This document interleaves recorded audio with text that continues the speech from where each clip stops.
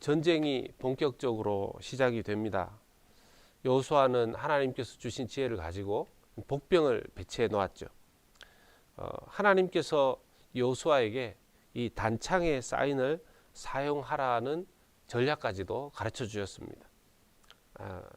그리고 이 아이성 전투 매복 작전의 하이라이트와 같은 그런 장면이 지금 시작이 됩니다. 아이성의 이 하나님께서 가르쳐 주신 전쟁의 전략, 특별히 매복 작전을 통해서 우리가 좀 생각하면서 알 수 있는 것들, 깨달을 수 있는 것들은요, 하나님의 신호에 참 민감하게 반응하고 순종해야 된다는 것입니다. 하나님께서는 여호수아에게 단창을 들어서 아이성을 가리키는 이 매복 작전의 신호를 사용하게끔 하셨습니다. 18절의 말씀에 보면 여호와께서 여호수아에게 이르시되 내 손에 잡은 단창을 들어 아이를 가리키라. 내가 이 성읍을 내 손에 넘겨주리라. 여호수아가 그의 손에 잡은 단창을 들어 그 성읍을 가리키니 그랬습니다. 그러니까 19절에 그의 손을 드는 순간에 복병이 그들의 자리에서 급히 일어나 성읍으로 달려 들어가서 점령하고 곧 성읍에 불을 놓았더라 이렇게 되어 있습니다. 여호수아가 이 손에 든 단창, 원어 성경을 보면 정확하게 단창이라기보다는 어떤 짧은 무기 이렇게 되어 있는데요. 하나님께서 여호수아의 손에 어떤 든 무기를 손을 들면 매복해 있던 병사들이 일어나서 이제 매복 작전을 시작하는 신호가 되었습니다. 근데 사실 그때 당시에 이렇게 망원경이나 이런 게 없던 시대이니까요. 성 뒤쪽에 매복을 해 있는 상태였고 여호수아는 그 앞에서 전쟁을 치러 들어간 상태였기 때문에 이 뒤쪽에서 여호수아가 손을 드는 것을 보는 것은 쉽지가 않죠. 이것은 아마 중간 단계에서 누군가가 전달 역할을 이렇게 같이 이쪽에 손을 들면 저쪽 뒤에서도 또 전달해주는 그런 이렇게 구체적인 전략들을 짜놓았을 가능성이 많을 겁니다. 멀리 있고 잘 보이지 않을 가능성이 많기 때문에 그렇죠. 그런 부분에서 하나님께서 주시는 이런 아주 섬세한 작전에 여호수아가 순종하고 또 섬세하게 작전을 세우는 것은 참 지혜로운 모습이라고 할 수 있습니다. 원래 우리 교회의 표어가 성령을 따르는 교회인데요. 또 다른 표현으로 해보자면 성령이 이끄시는 교회라고 할 수 있지 않겠습니까? 하나님께서 이끄시고 그 이끄심에 순종할 때 하나님 주시는 그런 놀라운 승리, 은혜를 맛보게 되는 줄로 믿습니다. 하나님의 음성에 귀를 기울일 때 이 섬세한 하나님의 뜻을 알 수 있을 것 같습니다. 보통 경우에 자기의 귀가 잘 들리지 않는다거나 아니면 누군가가 말소리를 작게 한다거나 집중해서 들을 필요가 있을 때는 그 사람에게 가까이 갑니다. 그리고 귀도 그쪽으로 이렇게 손을 모아서 기울인다거나 그렇게 해서 잘 들으려고 하죠. 하나님의 음성을 비유하기를 세미한 하나님의 음성이다. 그렇게 말하지 않습니까? 세미한 하나님의 음성을 들으려면 귀를 잘 기울여야 합니다. 하나님께서는 사람의 눈에 보이지 않는 분이시고 또 우리의 마음이 소란하고 분주할 때에는 그 음성을 듣기가 어렵죠. 그러니까 하나님의 음성을 잘 들으려면 항상 귀를 주님께 기울이고 우리의 마음 상태도 하나님의 음성을 들을 수 있는 준비가 되어 있어야 하겠습니다.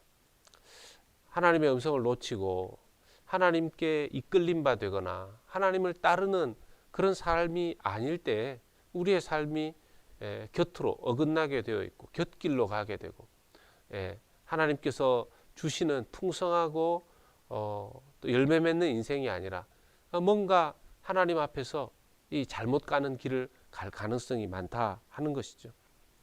비록 하나님의 신호가 이렇게 단창을 내미는 것이었지만 아까도 말씀드렸듯이 구체적으로 이렇게 자신들이 또 다른 이 순종의 전략들도 세웁니다. 하나님의 뜻이 있을 때 그것에 구체적으로 순종하는 것, 그것이 반드시 필요한 것이죠.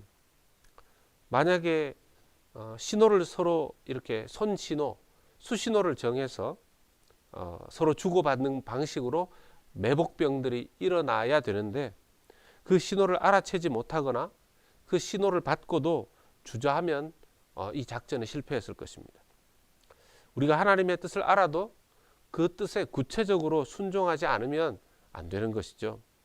전쟁은 누구 한 사람의 힘으로 되는 것이 아닌 그런 전쟁이었기 때문입니다.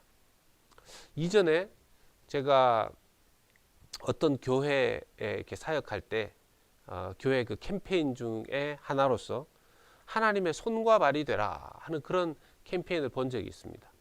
평신도 사역에 어떤 붐을 일으키기 위해서 그런 캐치프레이즈를 걸고 그런 사역을 했었는데요. 하나님의 손과 발이 되라. 언뜻 보면 전능하신 하나님 손, 발 왜 없으시겠습니까? 물론 그 인위적인 표현이죠. 사람에게 비유한 것이지만 하나님은 사람이 아니시기 때문에 물론 이제 예수님 하나님이시지만 어쨌든 그런 측면에서 하나님의 손과 발이 되라. 그런 표현 전능하신 하나님께 어울리지 않는 표현이라고 생각할 수도 있습니다만은 그런 표현을 정한 이유는 이런 것이었죠. 하나님께서 어떤 이 세상을 향한 뜻을 가지고 계실 때 우리가 그 손과 발로서 순종함으로써 하나님의 뜻을 이루자 하는 그런 뜻이었습니다. 그런 의미에서의 표라면 순종하려는 성도들의 뜻이니 참 얼마나 좋았겠습니까? 그것으로 인해서 교회 안에 많은 성도들이 사역에 동참하는 그런 캠페인이 되었던 기억이 있습니다. 우리가 이렇게 손과 발이 잘 맞으면 하나님께서 원하시는 이 연합의 힘, 이 공동체의 힘도 아주 잘 사용할 수가 있는 것이죠. 그런데 이렇게 손과 발이 잘 맞으면 좋겠지만 그렇지 못할 때도 있습니다. 예를 들어서 이건 좀 예수님께 적용되는 것이지만 예수님께서 십자가에 오르시는 그 과정 속에서는 누구도 예수님을 돕지 못했습니다. 예수님과 함께하지 못했습니다.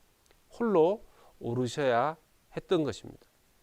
그러나 예수님께서는 끝까지 하나님 뜻에 순종하셨기 때문에 그 놀라운 십자가의 구원 사역을 이루어내실 수 있었던 것이죠. 말씀을 맺고 또 기도하는 시간을 가지고자 합니다. 우리의 삶을 향한 또 우리 공동체를 향한 하나님의 뜻과 하나님의 음성과 하나님의 계획들을 잘 들을 수 있는 우리가 되어야 되겠습니다. 그리고 내 몫에 하나님 앞에 충성하고 순종하는 것이 무엇일까를 잘 구체적으로 순종함으로써 하나님의 뜻이 우리의 손과 발을 통해서 이루어지는 그러한 역사들을 보면서 살아가는 우리가 될 수 있기를 예수 그리스도의 이름으로 소망합니다. 아멘. 하나님 아버지, 오늘 이 아침 하나님 아이성 전투에 참 구체적으로 이끄시는 하나님의 인도하심을 봅니다. 우리의 삶도 하나님의 인도하심을 따를 때 주님 승리하는 삶, 열매 맺는 삶을 살아가게 되는 줄로 믿습니다. 주님의 뜻을 잘 살필 수 있는, 주님께 늘 귀를 기울이는, 주님 성령의 인도하심을 받는 저희들 되게 하여 주시옵시고, 또 주님의 뜻을 알게 될 때 주님 구체적으로 잘 순종하며 또 서로 함께 하나님의 뜻을 주님 구체적으로 또 맞추어서 함께 합력하여서 선을 이루는 우리 또 교회가 될 수 있도록 역사하여 주시옵소서. 주님, 벌써 금요일입니다. 주님, 내일 토요일, 주일 또 공동체 주일 예배가 또 우리에게 또 오는데 하나님 우리 기도하면서 하나님의 뜻을 함께 바라보고 깨닫고 찬양하며 또 주님의 뜻과 그 계획에 함께 순종하며 하나님을 기쁘시게 하는 예배 될 수 있도록 충만한 성령의 충만한 은혜 충만한 예배 될 수 있도록 인도하시고 역사하여 주시옵소서. 오늘 하루도 성도들의 삶의 주님 모든 영역에서 하나님 함께 동행하며 주님 충만하며 주님 24시간 주님과 동행하는 우리가 될 수 있도록 인도하시고 역사하여 주시옵소서. 예수님의 이름으로 기도하옵나이다. 아멘.